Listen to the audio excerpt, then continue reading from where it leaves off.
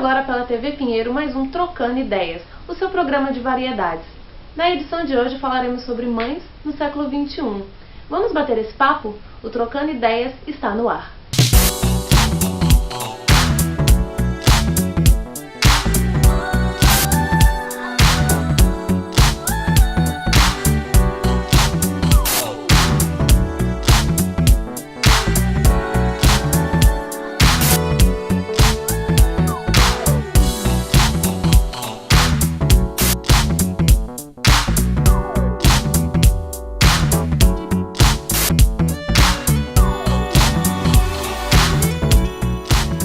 Sabemos que ser mãe não é fácil.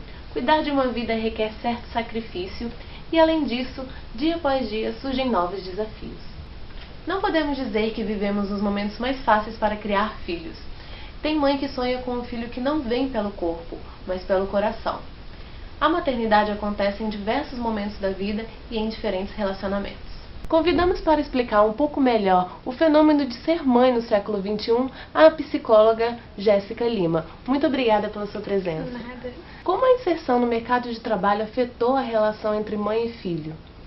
Hoje em dia, com a inserção da mulher no mercado de trabalho, o filho ficou tendo mais uma educação terceirizada. Não fugiu daquele modelo da mãe que era totalmente dedicada ao filho, e o filho agora passa a ter mais atividades fora do lar, né? Que era antigamente, os pais focavam na educação do filho e a mulher ficava exclusivamente tendo os cuidados com os filhos. Então, hoje em dia, o filho começa a ter mais influência social fora da casa, na escola, nos cursos que ele faz, do que exclusivamente a figura materna. Inclusive no convívio social, né? Com os amigos, com os colegas. Nas atividades físicas também. Alguns pais aderiram ao papel que antes era exclusivamente das mães. Como se deu essa transformação? Tá bem compartilhado agora, né? Não é tão comum como as mulheres que estão entrando no mercado de trabalho. Ainda tem muita mulher que exige isso do marido. Mas os pais têm compartilhado mais as responsabilidades, acompanhamento escolar, o cuidado com o filho. Dificulta ainda porque a licença paternidade é curta, mas eu acredito que se tivesse uma licença paternidade maior, isso talvez poderia ser compartilhado melhor entre a mãe e o pai. Inclusive nas tarefas domésticas, né? Junto com o cuidado do filho. Eu acho no que tudo nascimento ele tem já vem se adequando à chegada de um filho. A nossa repórter Anne Caroline foi até as ruas da cidade para ouvir as dificuldades que as mães enfrentam no mercado de trabalho. Deixou de realizar alguma função pela maternidade? Com certeza, mas quando a gente é mãe cedo, no meu caso, eu fui mãe com 19 anos e já deixei. Atualmente estou desempregada devido a ter uma filha, entendeu? E não poder conciliar trabalho, tempo, família, ter uma mãe doente também. Quando minha filha nasceu, eu fiquei 4 anos sem trabalhar, depois voltei ao mercado de trabalho. E muita gente fala que não vai conseguir voltar, eu voltei, graças a Deus, e continuei. Sofreu algum tipo de preconceito pela maternidade numa entrevista de emprego? Sim, senti sim. Só não vou dizer qual loja, foi até aqui na Redondeza. Quando você tem um filho pequeno, às vezes fica doente, você tem que levar no médico, então as pessoas realmente têm um certo receio em relação a isso, sim. Aproveitando esse gancho da Anne Caroline, Jéssica, você acha que as mães têm optado mais pelo mercado de trabalho ou pela maternidade? Sim, tem mais priorizado o mercado de trabalho. Também depende da classe social, né? Mas a classe média e alta, assim, elas têm mais um planejamento de carreira e aguarda o momento depois, mais ou menos dos 30, 32, para começar a planejar uma gravidez, né? E também com o avanço da medicina, com a reprodução assistida, congelamento de óvulos, também ajuda elas a prolongar o período da realização de ser mãe. E a sociedade exige que as mães sejam sempre perfeitas, tanto no trabalho quanto em casa. Como elas podem lidar com essa pressão? Então, primeiramente, é não lidar diretamente com essa pressão. Ter em mente que não existe a mãe perfeita, a profissional perfeita, porque a cada escolha você deixa de ser perfeito em tudo, né? Você abre mão de exercer perfeitamente algum papel. E ter a consciência de que a evolução A adaptação da maternidade, ela vai se adequando aos poucos, não ter essa culpa, essa cobrança sempre de ter que exercer o papel perfeito de mãe. Ser mãe solteira em tempos atrás era uma coisa meio difícil, né? Tanto para a mãe quanto para a filha. Então, assim, como isso mudou hoje em dia? Hoje, com o papel da mãe que também trabalha fora, ela não passou a não depender do provedor, né? Do pai como provedor. Então ela meio que se emancipou daquele papel de depender de um pai para suprir as necessidades dos filhos e foi no mercado de trabalho buscar as necessidades da criança. Então meio que a sociedade enxergou isso como uma independência financeira feminina e a mulher conseguiu dar conta do filho sem depender de um pai provedor dentro de casa. Jéssica Lima, muito obrigada pela sua presença. Obrigada a você pelo convite. Agora vamos para um pequeno intervalo comercial e na volta ouviremos relatos emocionantes de algumas mães. Não saia daí.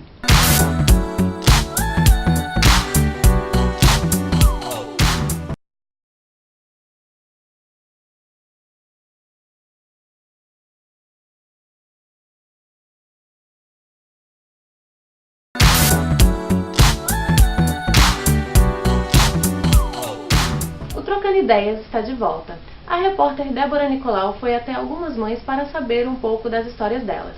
Conheça agora o quadro Relatos de uma Mãe.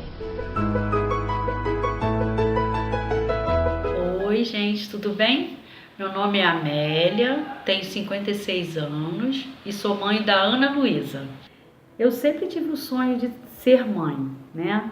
E a gente tentou por um bom tempo, mas acabei não conseguindo. E eu falei assim pro meu esposo, falei para ele assim, olha, vamos deixar Deus agir e a gente vê o que vai fazer. Se não der, a gente tenta adotar uma criança.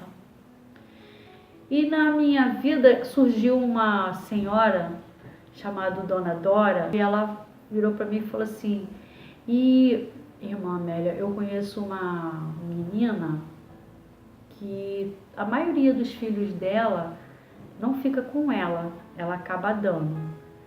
Aí eu falei, ai meu Deus, e ela tá grávida, eu falei, ai Jesus. Aí um dia eu fui num cabeleireiro perto da minha casa, quando eu tava saindo, a Dona Dora passou com ela na rua e falou, ai irmã Amélia, essa aqui é a Rose, que eu te falei, e ela tava grávida. Ela, então você que é a Amélia? Eu falei, sou eu. Aí ela, a Dona Dora tem me falado de você. Eu falei, tá. Aí a gente conversou um tempo e depois ela sumiu. E um dia ela foi lá em casa, levou a menina. Eu tava no trabalho, minha mãe me ligou, a minha mãe virou e falou assim, Amélia, sabe quem tá aqui? A Rose com o neném. Gente, eu larguei o serviço, peguei o carro, vim disparada pra casa. Quando eu cheguei em casa, ela tava lá com ela, no colo, dando de mamar. Aí ela, oi Amélia, tudo bem? Eu falei, tudo. Eu vim trazer a Ana Luísa para você conhecer. Gente, quando eu olhei aquele rostinho fofinho, gordinho, eu não aguentei. Aí, um belo dia, eu tô em casa, eu e meu esposo, o telefone de casa toca. Aí é ela, Amélia, vem pegando a Luísa para passar o final de semana com vocês. Eu falei, o quê? Pegamos o carro, fomos lá pegar a criança. Ela me entrega a menina pela janela do carro, só de fralda e camisetinha.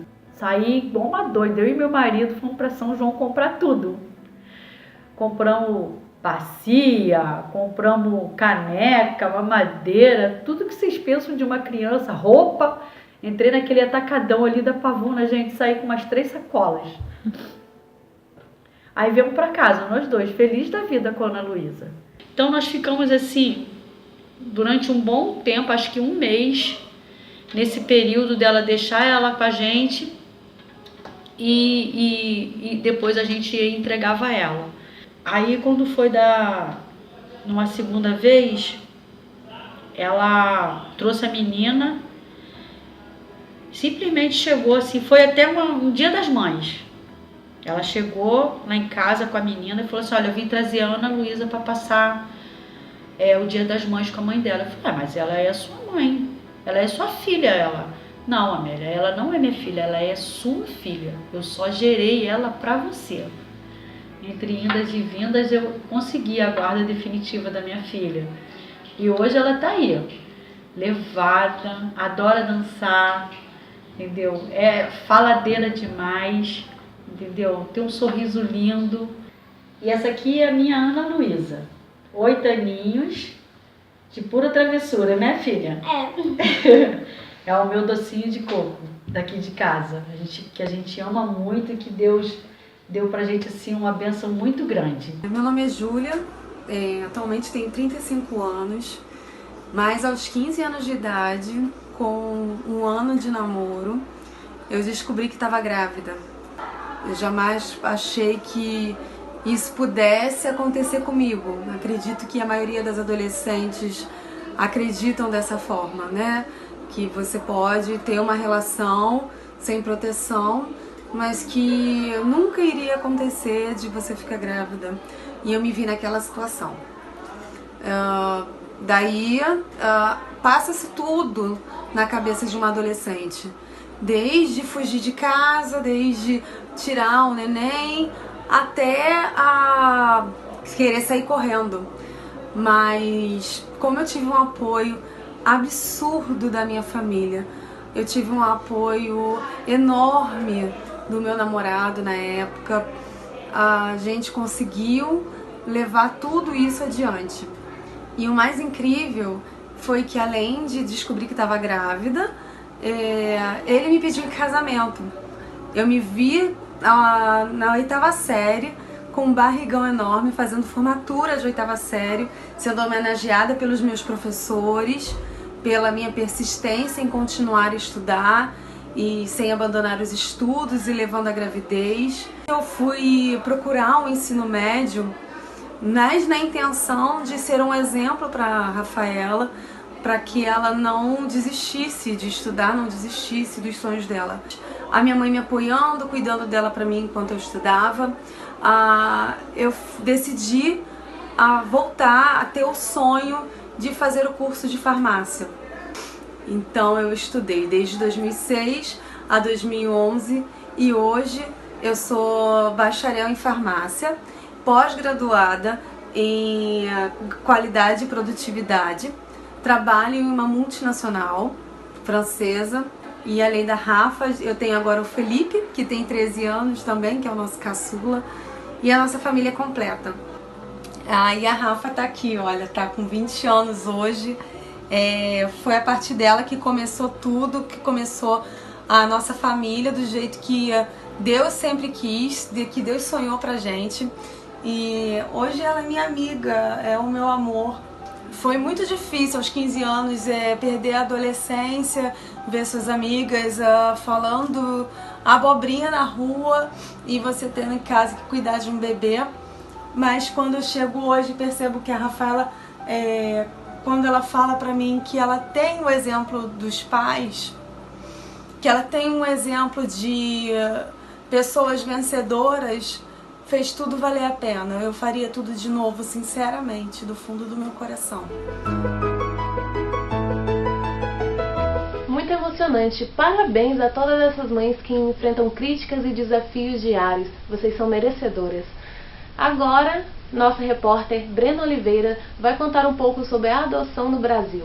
No Brasil, a adoção pode ser feita por adultos acima de 18 anos, independente de estado civil. É preciso apenas que o adotante tenha uma diferença de 16 anos para a criança que se pretende adotar. É preciso também que o adotante tenha condições psicológicas e emocionais e que possa dar um suporte para o desenvolvimento saudável da criança ou do adolescente. As etapas para se concluir uma adoção vão desde preencher uma ficha de cadastro, que funciona como um cruzador de informações, até a participação de cursos psicossociais e jurídicos para a adoção. O primeiro passo é buscar a Vara da Infância e Juventude de seu município. Lá, o adotante receberá todas as instruções necessárias. Após concluir os trâmites, um juiz do Ministério Público precisará homologar a habilitação para que a pessoa entre no Cadastro Nacional de Adoção com uma validade de 2 anos. Atualmente, já existem sites que trabalham para ajudar a aumentar as oportunidades de adoção de adolescentes e crianças com e sem necessidades especiais. Essa foi uma iniciativa do Tribunal de Justiça do Espírito Santo, que decidiu criar uma página na internet com vídeos e fotos de adolescentes com o intuito de ajudá-las a ter suas chances potencializadas. Breno Oliveira, de volta ao estúdio. No próximo bloco, veremos histórias de mães famosas que escolheram amar além do elo genético. O Trocando Ideias volta já já.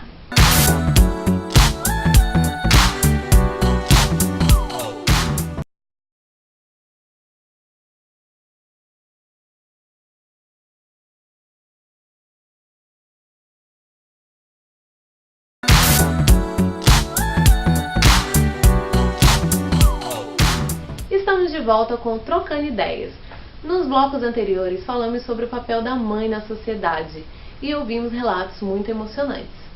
Para dar continuidade, veremos um pouco sobre o amor além do laço de sangue com pessoas que você provavelmente conhece. Roda o VT. Uma história de adoção é sempre envolvida de amor. Muitas pessoas adotaram ou estão na lista de espera para ter um filho do coração.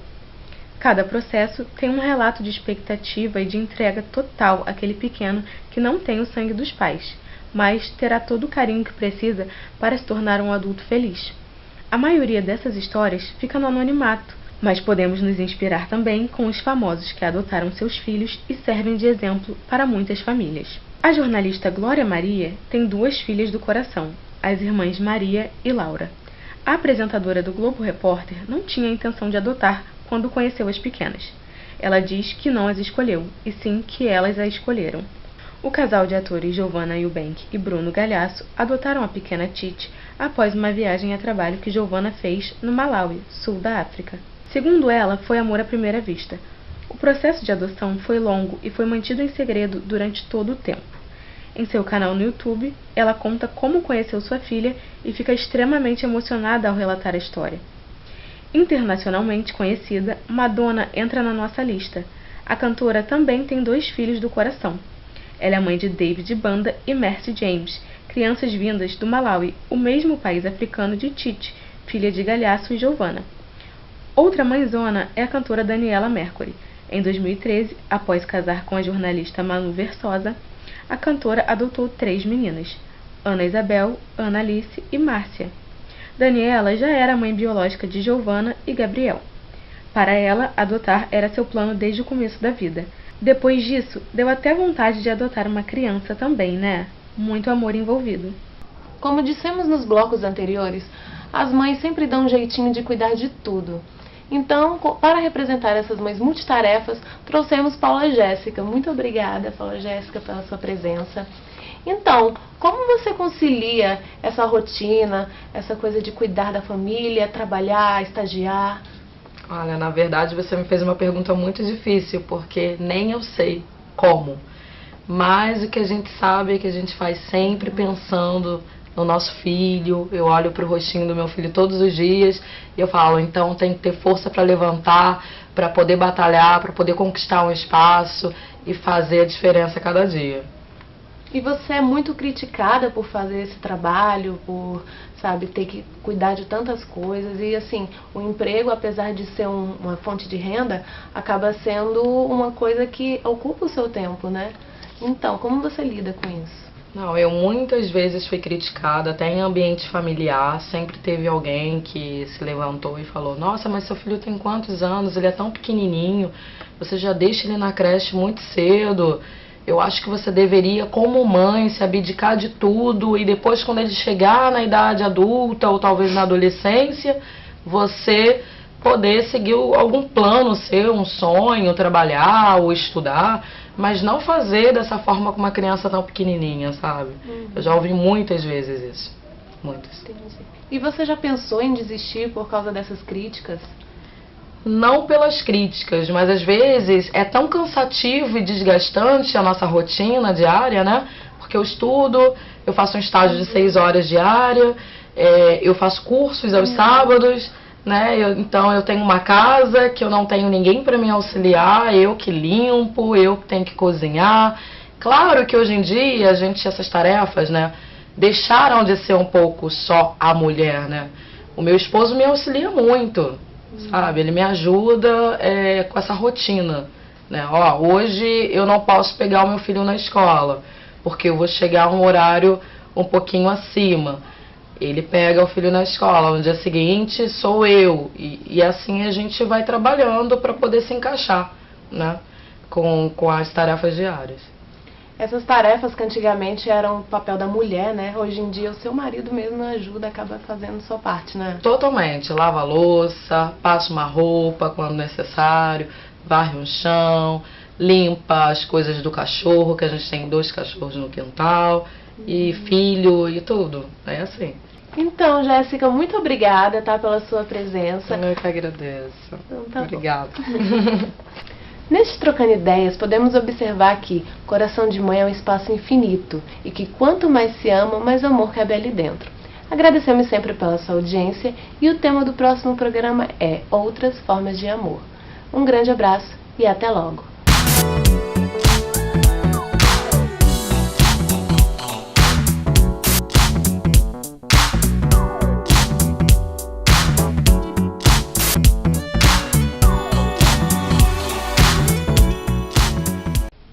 E agora a gente fala sobre a polêmica do aumento da passagem do transporte público. A nossa equipe foi às ruas para saber o que as pessoas pensam sobre isso. Acho muito caro. Aqui no Rio, o preço mesmo eu acho caro em comparação com outros países, outras cidades. Nós vivemos num país onde a crise hoje, qualquer 20 centavos, 10 centavos faz uma diferença danada. E tem pessoas que dependem de 3, 4 condições para chegar até no local de trabalho, né? Absurdo. Até mesmo porque tem ônibus que não tem ar-condicionado, né? Você já foi vítima de assédio sexual no transporte público? Nossa equipe foi às ruas saber o que as mulheres pensam sobre o assunto. É uma falta de respeito à imagem da mulher, à figura da mulher, a tudo que a mulher representa dentro da sociedade. E quando a gente vai discutir, é muito fácil de rolar um conflito, porque os homens eles são muito resistentes à ideia de que nós, né, temos nossos desejos próprios. Enfim, é uma questão que é uma batalha diária e a gente tem que marcar nosso espaço e sempre... Emprego é uma questão séria e o Rio de Janeiro tem sofrido várias baixas. A nossa equipe foi às ruas saber o que as pessoas esperam para os próximos meses. Eu trabalho na hotelaria e a hotelaria, o mercado está aquecendo, né? Tem muita gente desempregada na hotelaria, inclusive eu. Mas o mercado está aquecendo, sim. Todo mundo está vendendo quentinha, está vendendo... Está optando para isso. Parece que dá mais lucro e não tem imposto, né, etc, etc. Eu acho que é por aí. Eu nunca imaginei na minha vida passar uma situação da qual a gente passou 2 anos sem salário, sem nada. A TV Pinheiro fica por aqui. E te espero no próximo programa. Até lá!